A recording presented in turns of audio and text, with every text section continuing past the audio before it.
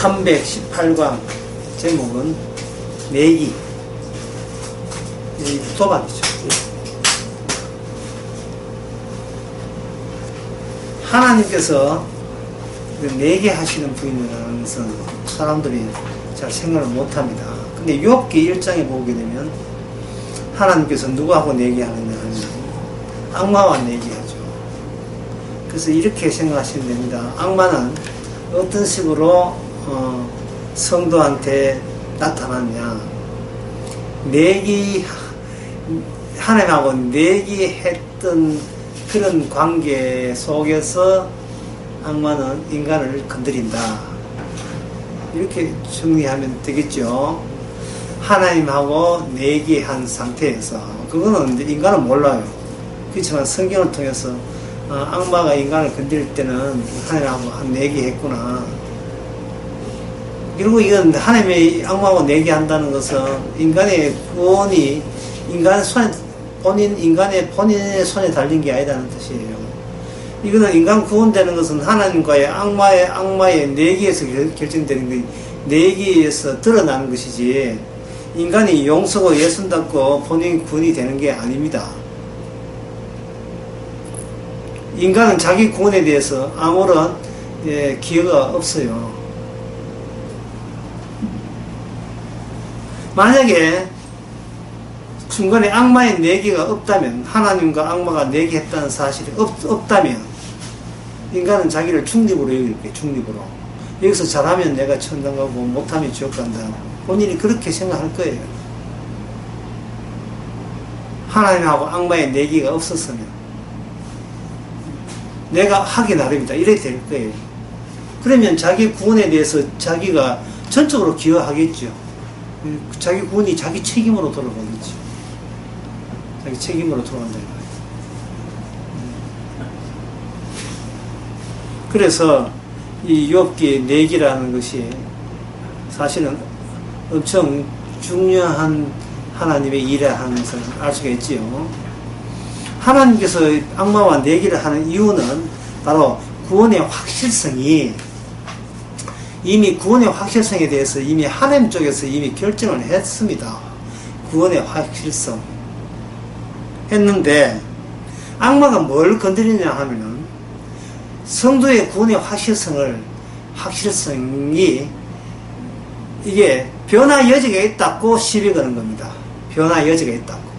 하나님이 확실하게 구원하고 싶어도 인간이 제대로 정신 바짝 안 차리면, 인간이 정신 못 차리면 하나님이 확실하게 한 그 구원도 취소가 될 수 있다, 무효가 될 수 있다, 그렇게 이야기하고 싶은 거예요. 누가? 악마가 그렇게 하고 싶은 거예요. 오늘 이 내기라는 이 강의에서 우리가 중점적으로 알아야 될 것은, 악마는 일을 어떻게 하느냐에 중점을 두셔야 됩니다.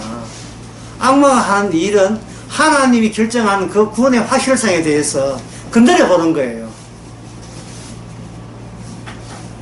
욥기 1장에 보면 먼저 하나님께서 욥의 구원의 확실성을 언급합니다. 1장 8절에 여호와께서 사단에게 이르되 너가 내 종 욥을 유의하여 보았느냐, 그와 같이 순진하고 정직하고 하나님을 경외하며 악에서 떠난 자가 세상에 없느니라 라고 되어 있죠. 여기서 하나님께서 욥이 구원받은 것에 대해서 의도적으로 악마한테 그걸 넌저시 제시한다는 겁니다. 사실은 욥이 구원이 확실하게 된 것을 그냥 하나님께서 가만히 마음에 두는 것이 아니고 악마한테 그걸 알린다는 거예요.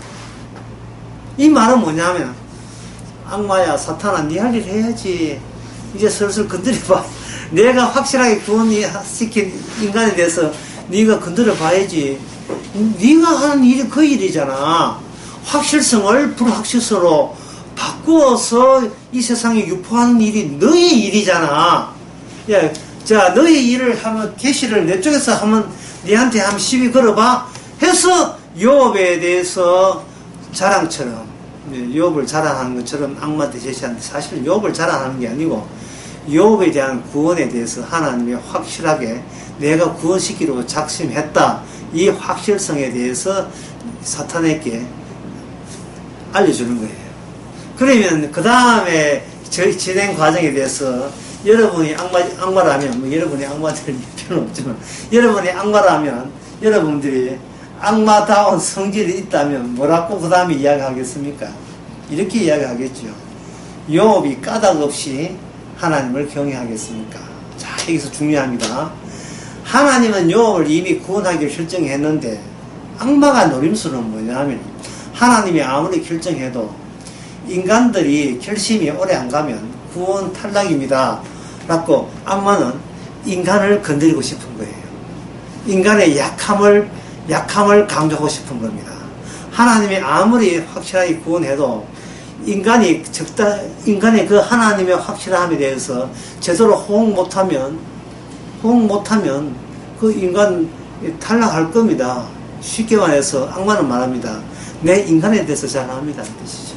내 인간에 대해서 잘 압니다. 인간이 얼마나 변덕스러운지, 인간은 자기 구원도 보존하지 못한, 그렇게 어설픈 인간인지 내가 너무 잘 압니다. 하나님이 인간을 아신다고 생각하는데 악마는 말하기를 내가 아마 인간에 더 잘 알걸요. 거기에 대해서 하나님께서는 건드려라. 자, 건드려라 이래 되는 거죠. 여기서 내기가 진행되는 겁니다. 여기 성도가 뭐냐를 다시 한번. 성도라는 것은 구원받으려고 예수는 사람이 성도가 아니에요. 성도는 이미 종결된 확정된 구원이 찾아온 사람이 성도입니다. 그런데 이미 인간들은 악마의 지배를 받기 때문에 이미 구원이 확정됐다는 것이 너무나 과분하게 느껴지는 거예요. 인간의 입장에서. 왜 그러냐면 자기가 구원하는데 한계가 없거든. 한계 아무것도 없어요. 뭐 이렇게 말씀을 지킨다든지 순종하는지 뭐 실천한다 이런 게 없어요. 없으니까 인간이 태어나면서 악마의 지배를 받는 이 육신의 속성을 갖고 있는 인간의 입장에서는 악마가 흔들고 그 흔들림이 인간이 악마 아담의 타락 범죄한 아담의 속성을 받은 인간의 속성이 이제는 뭐 여지없이 갈등과 흔들림이 생기는 겁니다. 믿음과 현실이 괴리가 있다는 거예요. 다른 거예요. 성경 말씀에는 분명히 구원받은 걸로 되어 있는데, 그러나 실제로 내가 나를 관찰하고 분석해 보니까, 아무래도 구원받은 사람 가치가 안 해요. 내가. 어설퍼도, 너무 어설퍼요. 법적인 기준에 못 미치니까. 최선의 노력은 하지만, 최선의 노력이 온전한 건 아니잖아요. 늘 미흡함을 남기죠. 그 점을 누가 아느냐? 악마가 너무 잘 아는 거예요. 악마가. 그래서 악마는 이 내기에서 하나님 앞에 지기 싫은 거예요. 지고 싶지 않은 겁니다. 왜 그런데 악마가 인간에서 너무 잘 안다는 악마를 대해서 왜 하나님께서는 악마의 그 속성을 부추기는 겁니까? 인간의 나약함을 주님께서 모르겠어요? 아시죠? 그러면 이 말은 뭐냐면 하나님께서 구원을 확정했다는 것은 조건을 인간에게 찾지 않는 거예요. 인간아, 너는 결심이 대단할 거야. 너는 각오가 대단할 거야. 너는 한계를 갖을 거야. 라는 식으로 새삼스럽게 하나님이 구원받은 인간에게 요구하지를 않아요. 왜냐하면 구원이라 하는 것은 하나님의 자기 결정이기 때문에 인간이 어떻게 하느냐에 따라서 인간을 아이고 실망했다, 나 네 후회한다 이런 식으로 아니거든요. 하나님이 욥으로 구원하기로 결정할 때는 욥이 어떻게 나오든 관계없이 결정된 거예요. 그렇다면 하나님께서는 악마한테 그런 이야기를 하는 것은 악마로 하여금 수단껏 흔들기에 나서게 만들어요. 그리고 하나님의 확실성은 흔들기 속에서 더 빛이 나는 겁니다. 흔들기 속에서. 만약에 어떤 인간이 흔들려 가지고 주님의 약속으로 되돌아올 수 없다면 근데 애초부터 구원받은 사람이 아니에요. 구원받으려고 용서고 애쓴 사람이죠.